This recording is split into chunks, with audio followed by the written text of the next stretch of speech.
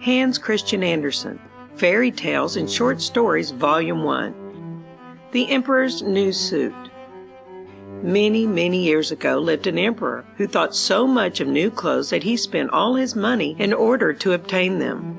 His only ambition was to be always well dressed. He did not care for his soldiers, and the theater did not amuse him. The only thing, in fact, he thought anything of was to drive out and show a new suit of clothes. He had a coat for every hour of the day, and as one would say of a king, he is in his cabinet. So one could say of him, the emperor is in his dressing room. The great city where he resided was very gay. Every day many strangers from all parts of the globe arrived. One day 2 swindlers came to this city. They made people believe that they were weavers and declared they could manufacture the finest cloth to be imagined.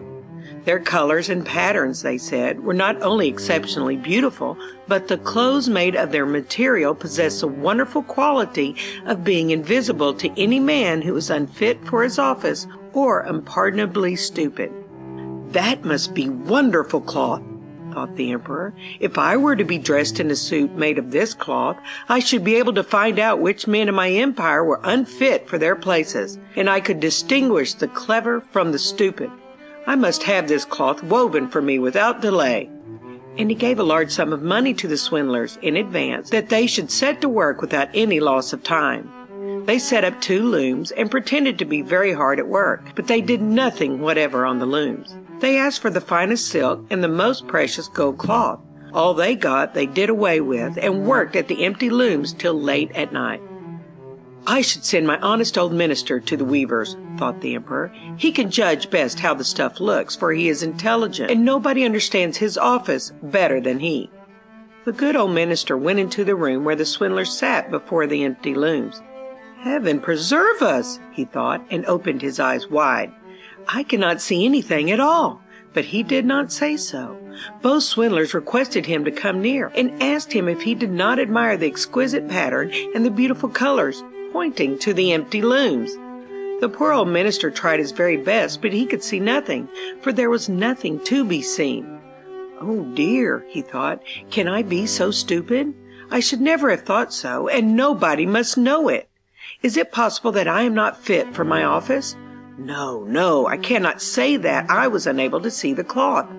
"Now, have you got nothing to say?" said one of the swindlers, while he pretended to be busily weaving. "Oh, it is very pretty, exceedingly beautiful," replied the old minister, looking through his glasses. "What a beautiful pattern! What brilliant colors! I shall tell the emperor that I like the cloth very much." "We are pleased to hear that," said the 2 weavers, and described to him the colors and explained the curious pattern. The old minister listened attentively that he might relate to the emperor what they said, and so he did. Now the swindlers asked for more money, silk, and gold cloth, which they required for weaving. They kept everything for themselves, and not a thread came near the loom, but they continued, as hitherto, to work at the empty looms. Soon afterwards the emperor sent another honest courtier to the weavers to see how they were getting on, and if the cloth was nearly finished. Like the old minister, he looked and looked, but could see nothing, as there was nothing to be seen. Asked the 2 swindlers, showing and explaining the magnificent pattern, which, however, did not exist. "I am not stupid," said the man. "It is therefore my good appointment for which I am not fit. It is very strange, but I must not let anyone know it." And he praised the cloth, which he did not see, and expressed his joy at the beautiful colors and the fine pattern. "It is very excellent," he said to the emperor. Everybody in the whole town talked about the precious cloth.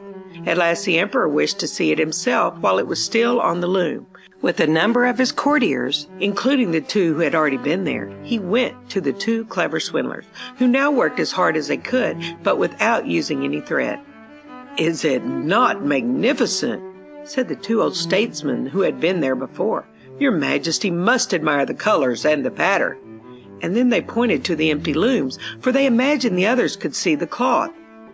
"What is this?" thought the emperor. "I do not see anything at all. That is terrible. Am I stupid? Am I unfit to be emperor? That would indeed be the most dreadful thing that could happen to me." "Really," he said, turning to the weavers, "your cloth has our most gracious approval, And nodding contentedly, he looked at the empty loom, for he did not like to say that he saw nothing. All his attendants, who were with him, looked, and although they could not see anything more than the others, they said, like the emperor, "It is very beautiful," and all advised him to wear the new magnificent clothes at a great procession which was soon to take place. "It is magnificent, beautiful, excellent," one heard them say. Everybody seemed to be delighted, and the emperor appointed the two swindlers imperial court weavers. The whole night previous to the day on which the procession was to take place, the swindlers pretended to work and burned more than 16 candles. People should see that they were busy to finish the emperor's new suit. They pretended to take the cloth from the loom and worked about in the air with big scissors, and sewed with needles without thread, and said at last, "The emperor's new suit is ready now." The emperor and all his barons then came to the hall. The swindlers held their arms up as if they held something in their hands and said, "These are the trousers, this is the coat, and here is the cloak," and so on. They are all as light as a cobweb, and one must feel as if one had nothing at all upon the body, but that is just the beauty of them.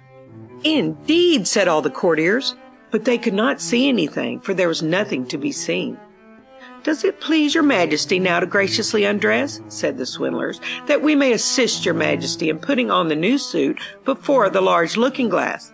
The emperor undressed, and the swindlers pretended to put the new suit upon him, one piece after another, and the emperor looked at himself in the glass from every side. "How well they look! How well they fit!" said all. "What a beautiful pattern! What fine colors! That is a magnificent suit of clothes!" The master of the ceremonies announced that the bearers of the canopy, which was to be carried in the procession, were ready. "I am ready," said the emperor. "Does not my suit fit me marvelously?" Then he turned once more to the looking-glass, that people should think he admired his garments. The chamberlains, who were to carry the train, stretched their hands to the ground, as if they lifted up a train, and pretended to hold something in their hands. They did not like people to know that they could not see anything. The emperor marched in the procession under the beautiful canopy, and all who saw him in the street and out of the windows exclaimed, "Indeed, the emperor's new suit is incomparable. What a long train he has! How well it fits him!" Nobody wished to let others know he saw nothing, for then he would have been unfit for his office, or too stupid. Never emperor's clothes were more admired. "But he has nothing on at all," said a little child at last. "Good heavens! Listen to the voice of an innocent child," said the father, and one whispered to the other what the child had said.